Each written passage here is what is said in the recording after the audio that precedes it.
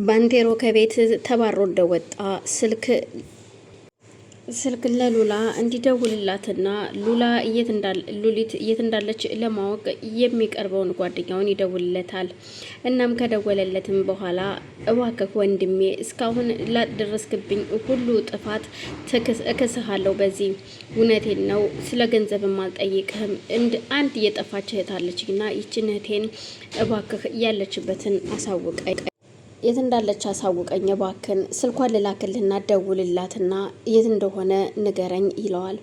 እሱም እሺ ችግር የለውም ስልኳን ላክልኝ ይለውና ስልኳን ይደውልና ሲያይ ስልኳ የት እንዳለና የት እንዳለች አካባቢውን ለባንቴሮ መልሶ ደውሎ ይነግረዋል። ባንቴሮም እጅግ በጣም ደስ ይለውና ስለዚህ ደውልላታለሁ በማለት እሷ ወዳለችበት አካባቢ ባንቴሮን ይሄድና ቁጭ ብሎ ስልክ ለመደወል ይሞክራል። በዛን መሀል ሂዋን ወደ ውስጥ ገብታ ነበርና ቆይ ምን ሆነ ነው ምን እየተፈጠረ? እናም ወደ ውስጥ ስትገባ ዴቭ በጣም ተናዶና ተበሳጭቶ ቁጭ ብሎ ታገኘዋለች። ቆይ ምን ሆነህ ነው? ምን እየተካሄደ ነው? ምንድን ነው የሆንከው? ባንቴሮን ስለምንድን ነው እያስወጣኸው ከቤት ስትለው፣ እንዴ የሚገርምሽ ነገር እቤት ስገባኔ ሚስቴን ተናንቀው አገኘኋቸው። አንቆ ሊገላት ነበረ ለበቀል ማለት አልገባኝም። የምን በቀል ነው የምታወራው? ስትለው፣ አዎ ይኸውልሽ እንደዚህ ያደረገችው እሷ ነበረች። ባንቴሮን የመታችውና እንዲወድቅና እንደዚህ ጉዳት እንዲደርስበት ያደረገችው ሮዛ ነበረች። እናም አሁን እኔ መራመዱን ሳላቅ እግሩ መራመድ ሲጀምር በበቀል ነበረ የጠበቀኝ። እናም ቤት በር ከፍቼ ስገባ ብዙ ነገር ሲዋሩ ሰምቻችኋለሁ። ኧረ ተይኝ እስኪ። ለመስማት ራሱ ለጆሮ በጣም ይቀፋል የሚናገሩት ንግግር ሲል ይነግራታል። አልገባኝም ግን ምን እየተካሄደ ነው? እኔም አልገባኝም ሂዋንዬ፣ እኔ ግራ ገብቶኛል። እና እሺ ጠየካት ወይ አሁን ሮዛን ስለ ሉሊት እናት ስትለው፣ አረ በፍጹም አልጠየኳትኝም። ምክንያቱም ያው የተለመደው ውሸትና ቅጥፈት ነው የምትነግረኝ እንጂ እውነት ትክክለኛ ነገሩን ትነግረኛለች ብዬ አልጠብቅም። ስለዚህ አልጠየኳትኝም ይላታል። እና ታዲያ ምን አሰብክ? ያሰብኩትማ በራሴ መንገድ ሉሊትን መፈለግና ማግኘት ነው ይላታል። እርግጠኛ ነህ ስትለው፣ አዎ ስለዚህ ምንም አማራጭ የለኝም። ምክንያቱም አሁን እንደዚህ ነው ብዬ ብጠይቃት ራሱ የምትመልስልኝ ያልሆነና የሌለው ወሬ ነው የምታወራው። ስለዚህ እያወቅሻት ሮዛን ሲላት፣ በጣም ጥሩ ትልና ተናዳ ቁጭ ትላለች። እሱም ቁጭ ባለበት ሮዛም ትመጣና ከመሀላቸው ቁጭ ትላለች። በዛን መሀል ባንቴሮ ለሉሊት ሲደውልላት ስልኩን ታነሳና እኔ አላምንም ዛሬ እንዲደወልክልኝ ስትለው፣ ያው ታቂ የለ እንደምወድሽ፣ የት ነው ያለሽው?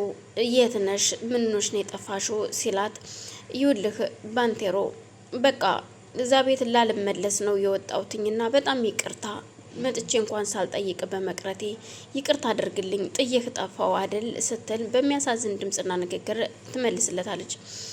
ይውልሽ ሉሊት አንቺ ብቻ አይደለሽም እኔም ከዛ ቤት ወጥቻለሁ ሲላት በጣም ትደነግጣለች። ምን? አዎ ወጥቻለሁ፣ እዛ ቤት አይደለም ያለሁት እኔም ወጥቻለሁ፣ አንቺ ብቻ አይደለሽም። ስለዚህ እኔም ላገኝሽ እፈልጋለሁ ሲላት፣ ውይ አሁንማ አይመቸኝም ስራ ነኝ ስትለው፣ እኮ የት ነው ያለሽው? ዞር በይ እስኪ ሲላት፣ ዞር ስትል ፊት ለፊቱ አቁሞ ነበረ።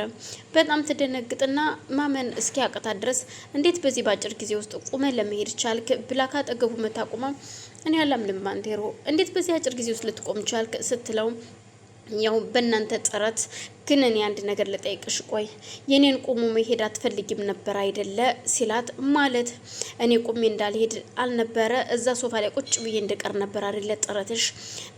የሜዲካል ውጤቱን ኢሜል ሲያደርጉልሽ መታከም እንደሌለብኝና ደህና እንደሆንኩኝ ሚሴጅ የመለሽላቸው ሲላት በጣም ትደነግጣለች። እሱም በዛ በሚያስፈራ ፊቱ ነበረ ፊቱን ተኮሳትሮ የተናገራት። ስለዚህ ለበቀል አሁን ለጥላቶችን ለመበቀል ድኛለሁ፣ ደህና ነኝ። አዎ ሔዋንና ዴብ አሳክመውኝ ድኛለሁ ይላታል። በጣም ትደነግጥና እኔ እኮ ምንም ያደረኩት ነገር የለም ባንቴሮ፣ ቆይ ለምንድን እንደዚህ የምትለኝ ስትለው፣ የኔ ቆንጆ ይቅርታ አውቄ ለጨዋታ ያህል ነው እንደዚህ ያልኩሽ እንጂ አንቺ እንደማታደርጊ ጠንቅቄ አውቃለሁ ይላትና አቅፋት ይስማታል። እሷም ደስ ብሏት ስለነበር አቅፋው፣ ግን ቆይ ጥላቶችን ለመበቀል ነው ያልከው ስትለው፣ አዎ ብዙ ጥላቶች አሉኝ። ጥላቶቼን ለመበቀል ነው አሁን እየተንቀሳቀስኩት ይላታል። እንደዛ እኮ መሆን የለበትም። ጥላቶችን ለመበቀል ነው እንዴ የዳንከው? በፍጹም እንደዛ መሆን የለበትም። ለሰዎች መልካም ነገር እንጂ ጥላቻን መውረስ የለብህም ስትለው፣ እሺ አሁን የት ነው ያለሽው? ምንድን ነው ቆይ እንደዚህ ጥፋሽው? ያው ምክንያቴን መናገር ባልፈልግም ግን ያው እዚህ ሰው ቤት ተቀጥሬ እየሰራውኝ ነው። ስለዚህ ከዚህ በኋላ የትም አልሄድም፣ ወደ ቤተሰቦችም መሄድ አልፈለኩም ለዛ ነው እዚህ የቀረሁት ትለዋለች። በዛን መሀል እሱም በጣም ገረምና በቃ እሺ አሁን መግባት አለብኝ ወደ እስራኤል ሂድ ትልና ጥላው ዙራ ትሄዳለች። አረየው አዋሪኝ ሲላት አይ ስራ ነኝ ብላ ትታው ወደ ውስጥ ትገባለች። እሱም ይመለሳል። በዛን መሀል እሱም ጥጉን ይዝና ለሮዛ ስልክ ይደውልላታል። ሮዛ ስልኳ ሲጠራ እዛው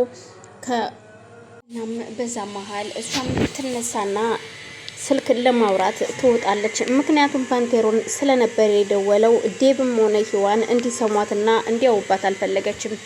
በዛን ሰዓት ግን ሂዋንም በጣም ትናደዳለች። ቆይ ምን ሆነሽ ነው ሂዋንዬ እንዴት ተናደድሽው? ሲላት ዴብም ምክንያቱም ያለውን ነገር ምክንያቱን ባለማወቄ በጣም እየተናደድኩኝ ነው ስትለው አልገባኝም።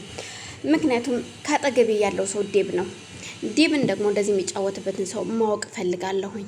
እሱን እስከዛሬ አለማወቄ በጣም እያናደደኝ ነው። ምክንያቱም ሚስቴ ያልካት ሮዛ ምን እያደረገች እንደሆነ የማውቀው ነገር የለም። ስለዚህ አንተ ደግሞ ስትጎዳና ስትከፋ ማየት አልፈልግም። ይህንን ነገር በደንብ ማየትና